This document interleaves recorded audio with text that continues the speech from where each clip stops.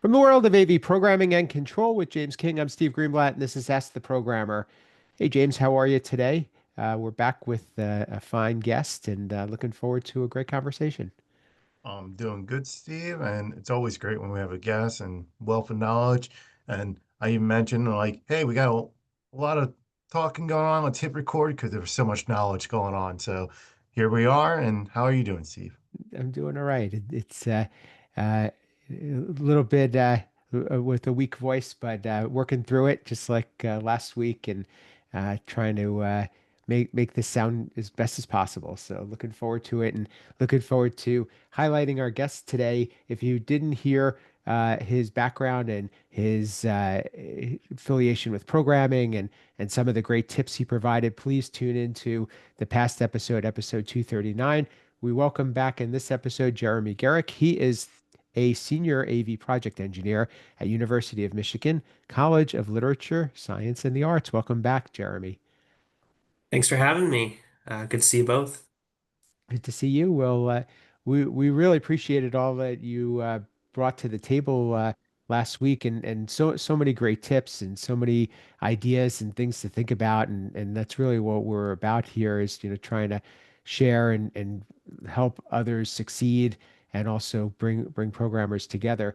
Um, with all of the great things that you mentioned, I'm sure that there's a couple of challenges or things that you wish could be improved. So anything come to mind with you for you there?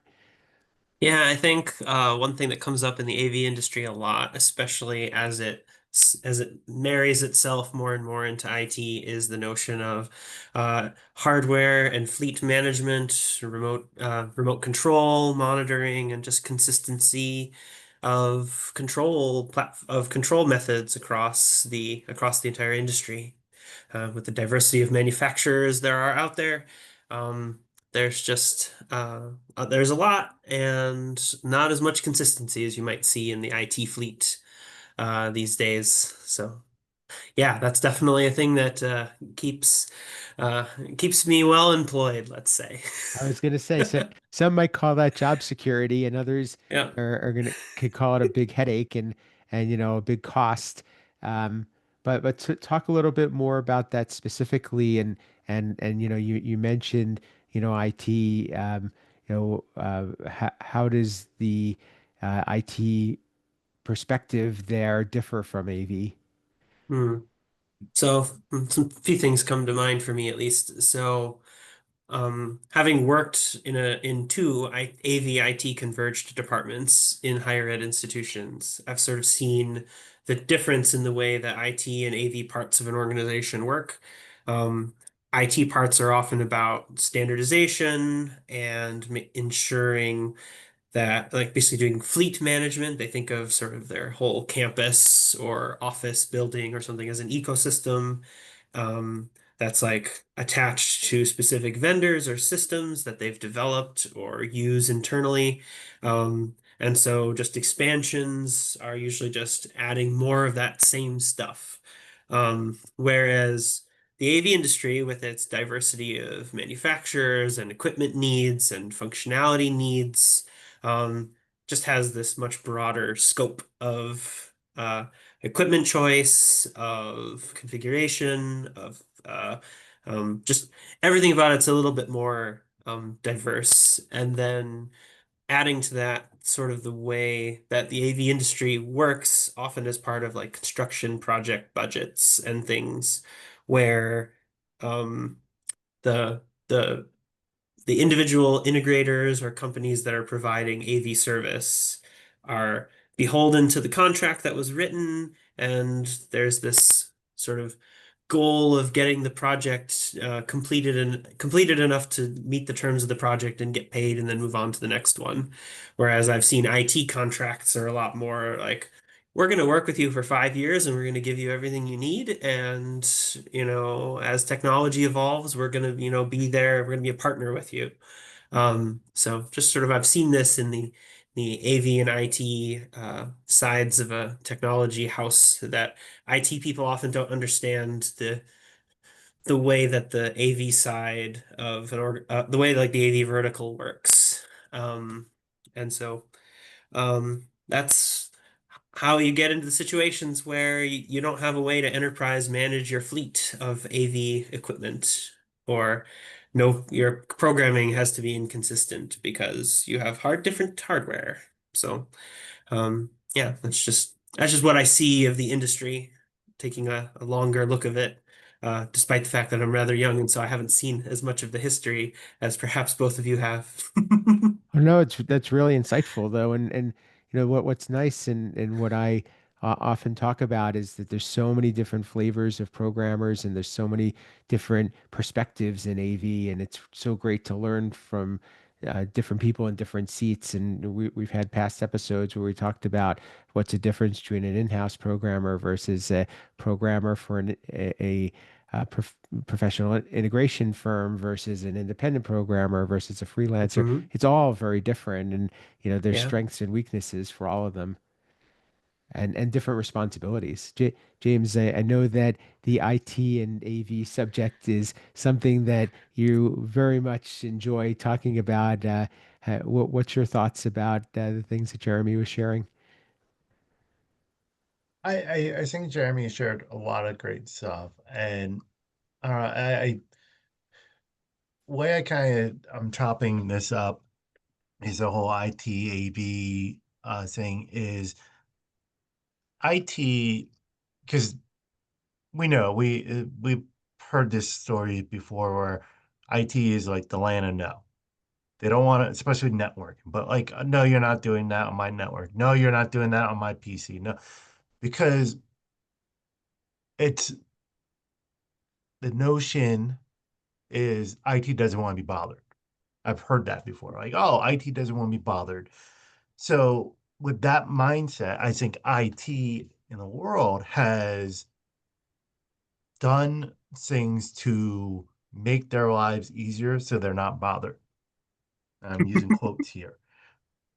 Get off my lawn, leave me alone. Here's your solution.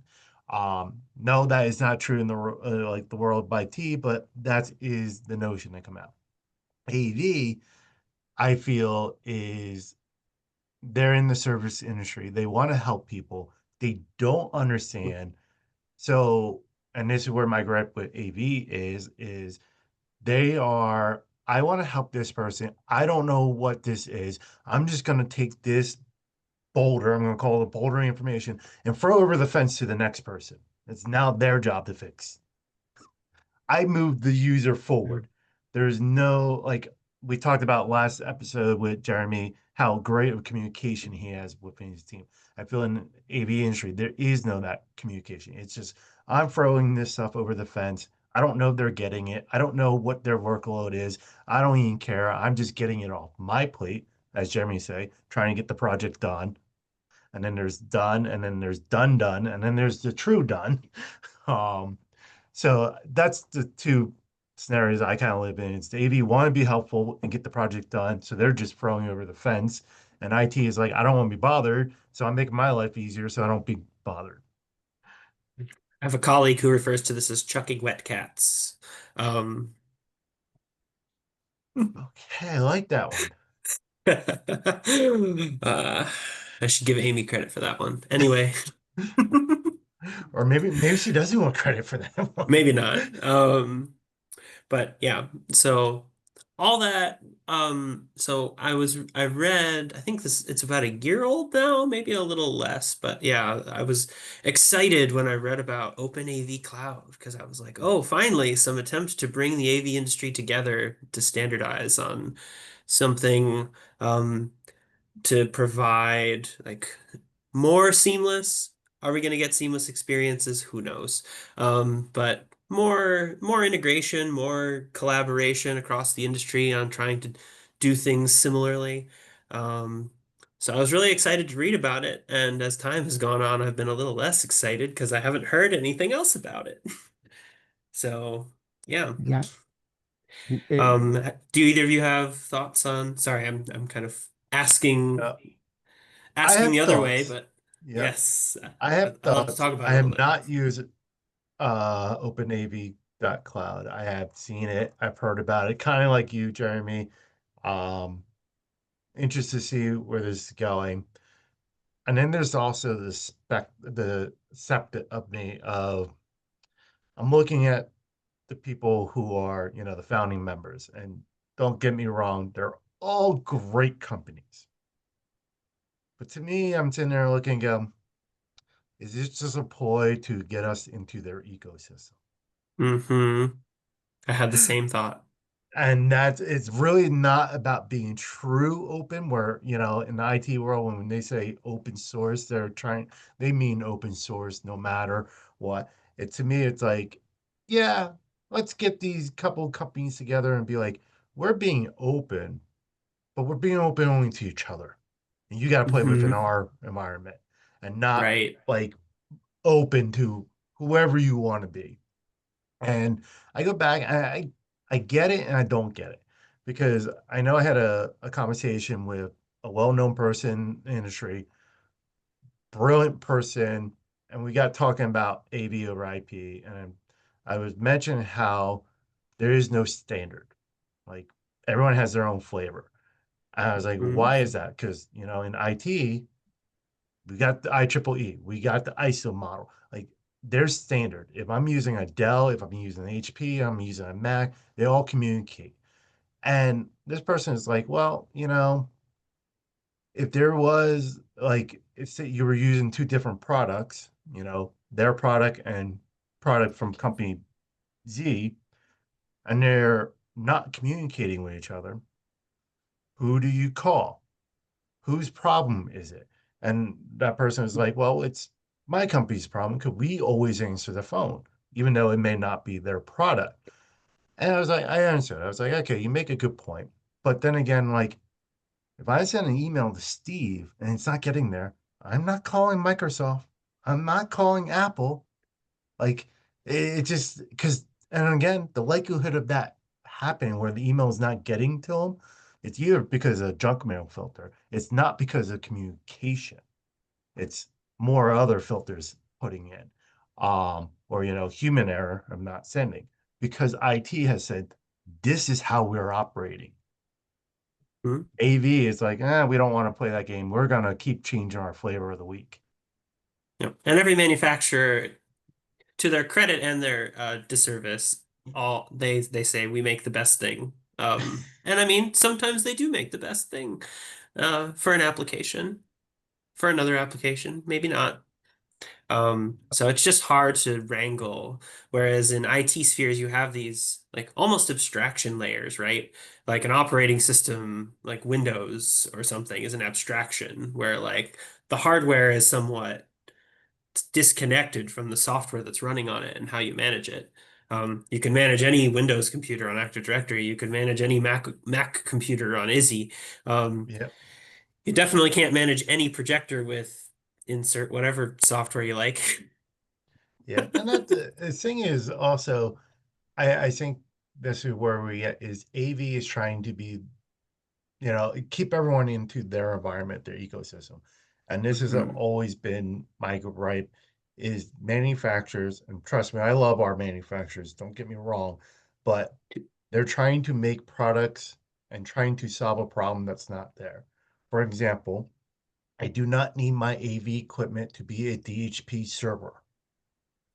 DHP servers have been around for years.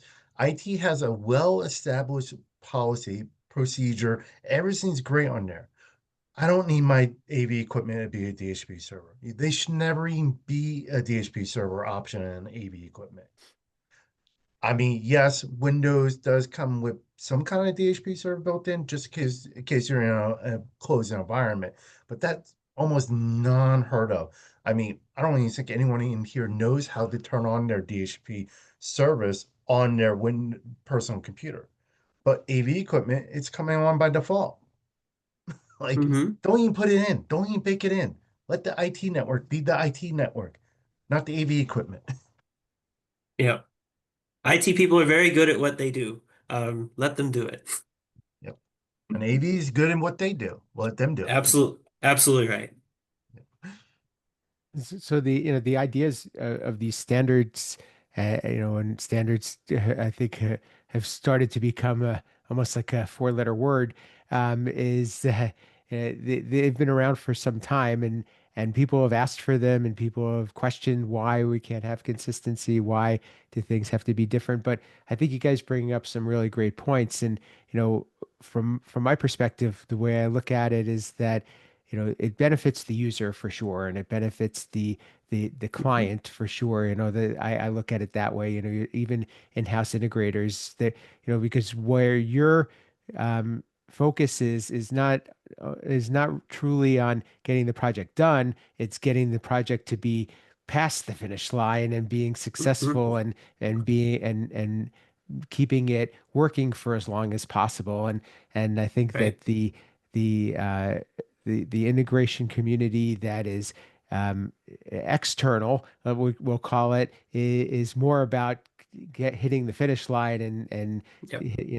completing the goals as you mentioned earlier. It's the race to getting things done.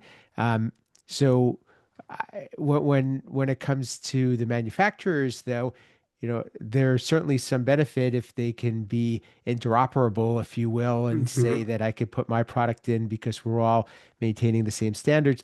But then how do you differentiate them? I guess is where it comes down to, or and is there going to be, are we going to become more vanilla? I don't know, Well, just question let to me throw ask out you there. this, Steve. Hmm. That's a valid question. How did manufacturer put themselves apart if we came up with standards? Well, let's take the IT world. There's HP, there's Dell, there's Lenovo, Lenovo, there's yeah. IBM, there's Mac. How are they setting themselves apart? And they're still talking along standards. Hmm. So it can be done. Yeah. Right. Price, customer service, there's a whole multitude of ways that you can differentiate yourself besides um, making your tech stack only your own. Yeah. But do you feel like there would be more brand loyalty or less brand loyalty when it comes down to that? Just out of curiosity. That's a good question. Um, That is a good question. my gut would say that there would be more up to a point, and then there would be less. That there would be more until the budget outweighed the other factors, and then there might be less. The pandemic showed us that a little bit, right? My take is I want to say there might be less brand loyalty. And the why I say that is I I think there's brand well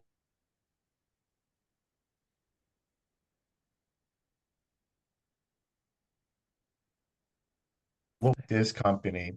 I put this company in and things are working great. Now I'm held hostage by this company. Um, Even if a new shiny toy come out and we like it, to deploy that environment wide, cost wise, because there's no standard. Now we got to change everything. We got to change our code. We got to change this. It becomes more of a hassle. So, like I said, I think right now it's a little less brand loyalty and more brand hostage. Yeah, Where, I would agree with that. like, you look at Mac users, and I am a Mac user. Like, Mac computers are freaking expensive. You can go out and buy a PC for a third of the price, maybe even less, and it does the same darn thing. But why are Macs so popular?